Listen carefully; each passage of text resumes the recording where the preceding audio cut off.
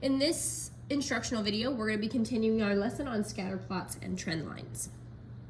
For numbers 1 through 4, we have 4 graphs, and we are choosing one of the answer choices on the left-hand side. The first thing that catches my eye is that number 2 is going in a non-linear pattern as it is a curved.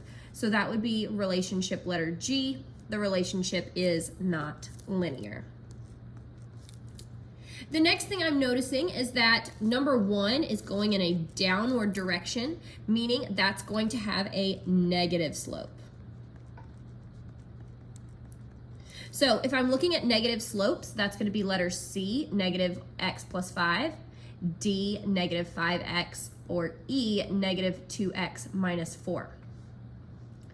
What we want to see is that our y-intercept is positive. Wherever this line starts at, it's a positive y-intercept, which means it can't be letter E because that has a negative 4 for our y-intercept.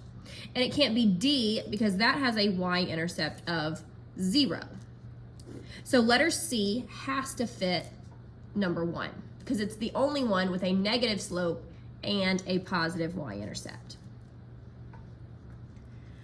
Numbers 3 and 4 are both going in an upwards direction, meaning they have a positive slope.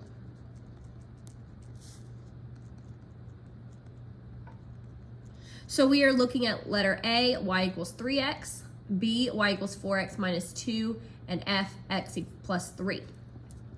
At number 3, I can see that my y-intercept would be starting at 0.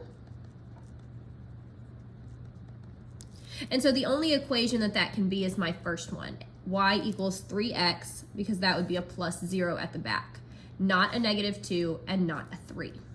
So A has to go with number 3. For number 4, looking at where my y-intercept would start, that would be a positive y-intercept. And so we're not going to pick the negative 2, but we are going to pick the positive 3.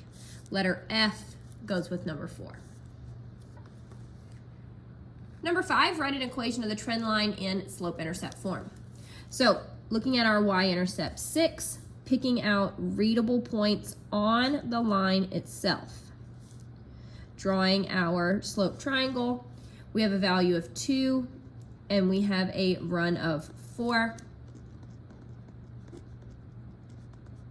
2 divided by 4 gets us a decimal, which converted to a fraction is 1/2. The line is going in a downward trend, which means that our slope is going to be a negative 1/2 x, and then the positive 6 for our y-intercept. For our next one, the y-intercept is coming between the 100 and the 200, which would be 150. Picking out the readable points, again, not the scatter plot points, but the readable points. Going from 4 to 8 is a value of 4. Going from 250 up to 350 is a value of 100. So 100 divided by 4 is 25. That line is going in a positive upward direction, making it a positive 25x. And then the 150 at the back for the y-intercept. For number 7, our y-intercept is starting at 20, picking out readable points on our line, not the scatter plot points. Going from 3 to 9 is a value of 6. Going from 30 to 50 is a value of 20. Setting up our fraction rise over run, 20 divided by the 6 gives us a decimal, which when written as a fraction is 10/3. That line is going in an upward direction, so it's going to be a positive 10/3x, and then the positive 20 for our y-intercept. For number 8, our y-intercept is starting at 0, picking out some readable points and connecting our dots. Going from 2 to 6 is a value of 4. Going from 50 to 150 is a value of 100.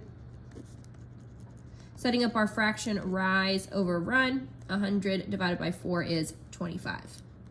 The graph again is going in an upward direction, so it is a positive 25x.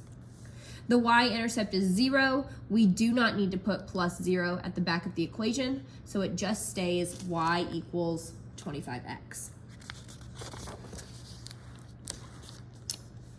A group of hikers is descending, and the elevation of several of the hikers after a certain number of minutes is shown in the scatter plot. Use the scatter plot to mark each statement as true or false. If a statement is false, correct it in the space beneath the statement. Number 9, the equation of the trend line is y equals 2,500x minus 125. That statement is false because the y-intercept of the graph is 2,500. So those numbers need to be flipped. Number 10, the group of hikers descends about 250 feet every minute. So picking out readable points on the graph itself, connecting our dots, going from 2250 to 2000 is a value of 250, and then going across 2 minutes, setting up our slope rise over run, it would be 250 divided by 2, which is 125. So number 10 is also false, as it's not 250, it is 125 feet every minute. Number 11, the hikers began at an elevation of 2,500 feet. That is true, as that is the y-intercept where the line starts. Number 12, as time increases, the elevation increases. That statement is false. The line is going in a downward trend, meaning the values have to go in opposite directions. As time increases, elevation is decreasing. Number 13, the graph shows a negative association. That statement is true, as the points are going in a downward pattern. Number 14, there are several outliers in the scatter plot. That statement is false. All of the points are located along the trend line. There are no points that are far away from the other patterns. And then number 15, the scatter plot demonstrates a linear relationship. That statement is true, as the points are going in a linear pattern.